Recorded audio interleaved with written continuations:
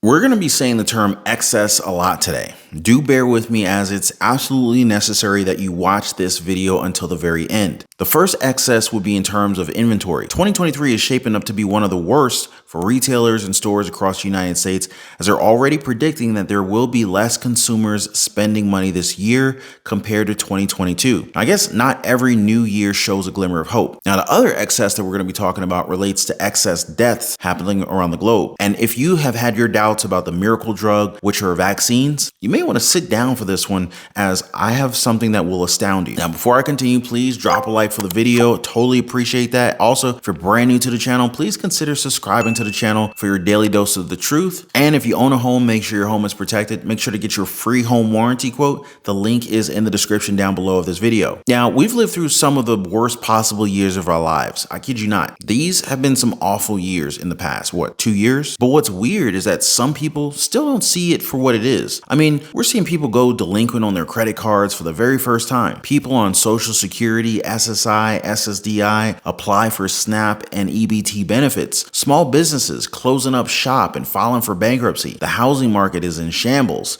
The stock market taking losses. And the American dream effectively turned into the American nightmare. Look at this article from the Economic Collapse. It says, quote, stock prices fell by the most that we've seen since 2008. The cryptocurrency industry came apart at the seams. Inflation soared to absurd heights, and home sales just kept declining all throughout the year. Without a doubt, 2022 represented a major turning point. Americans have already collectively lost trillions of dollars, and many experts are telling us that 2023 will be even worse, end quote. I'm gonna be honest, I'm a very optimistic guy in spite of all this. But you might be asking yourself, well, what the heck happened? 2022 was supposed to be a good year when things finally turned around. But why did it all fall flat on its face? And now we're in 2023 and we're gonna have it worse? That's not a great outlook. In the stock market for 2022, Meta started the year off at around $338 per share. On the last day of trading, it lost 64% of its value, down to $120 per share. They lost, or I should say Meta lost, $600 billion in its valuation. What about the housing market? Well, values are steadily going down, slowly but surely,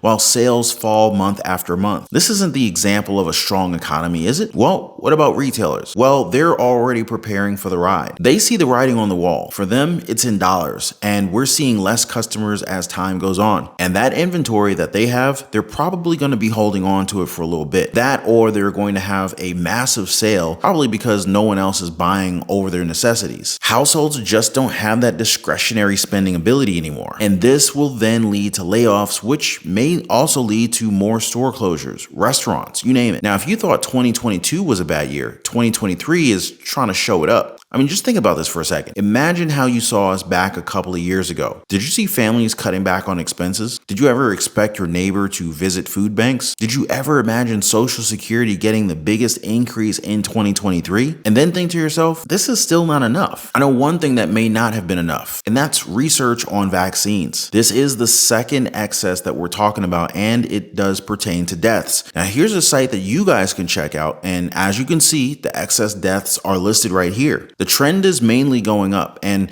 wouldn't you be worried if this was happening to your country? To give you a little bit better understanding when it comes to excess deaths, the government normally tracks birth and death rates. That's not out of the ordinary. They usually have a national average on these normally occurring deaths and births, but lately, and I mean just these past few months, we're now seeing more countries report excess deaths or an above normal rate of deaths. This is concerning to say the least. And you gotta ask, well, why don't we review these deaths? Well, they're trying to do that in Germany since they're seeing more of these. The German parliament vice president is calling for autopsies into all the deaths following vaccination. Immer mehr Experten fragen nach Gründen der deutlichen Übersterblichkeit, und auch Bundestagsvize Wolfgang Kubicki will es jetzt wissen. Im Interview mit der Welt fordert er jetzt eine Obduktion und Überprüfung von Todesfällen nach der Corona-Impfung. Kubicki bezieht sich dabei auf eine Studie von Heidelberger Pathologen Peter Schirmacher, der herausgefunden hatte, dass bei 30% aller von ihm untersuchten Fälle die Impfung die Todesursache gewesen sei.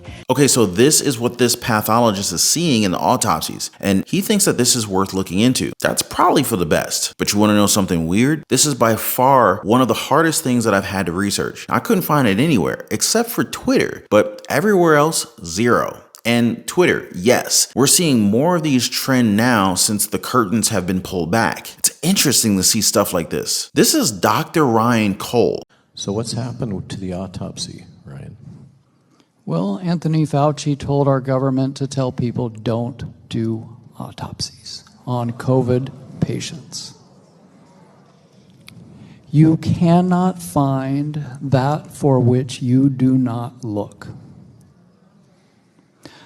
I have a post-vaccine 9-year-old on my desk, dead.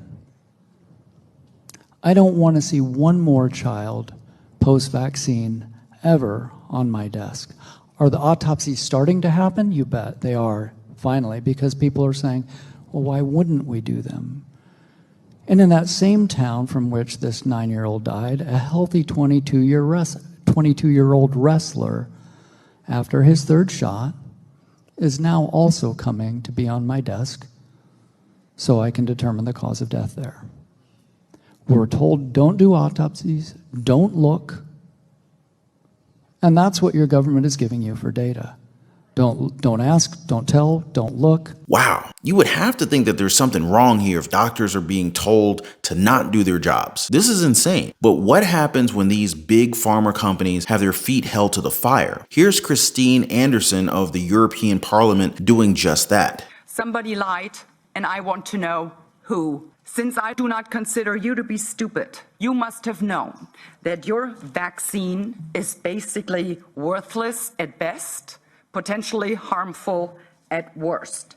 So my question is, did you lie to the EU Commission and governments around the world so they would spend billions and billions of taxpayers' money? Who lied? Just answer me that question, please. And let me just finish by saying that I do believe that today there is enough data that that we can look. Man, the EVP for AstraZeneca got a bit tongue-tied there, huh? Why are we just seeing these now? Well, suppression's high on stuff like this. If you checked some of my previous videos, they're being suppressed. I don't know, as to punish me for telling the truth? Your guess is as good as mine. But let's talk about the truth. Here's a study that analyzed the statistics of actual people who have C-19 or had the vaccine. Now, from the study itself, it says that, quote, the higher the number of vaccines previously received, the higher the risk of contracting the C-19. Look at the chart here. Now, if we look at this graph, it lines up perfectly. The black bar represents those who never got the vaccine, way down below. As the jabs go higher, the risk of contracting the C-19 got higher as well, and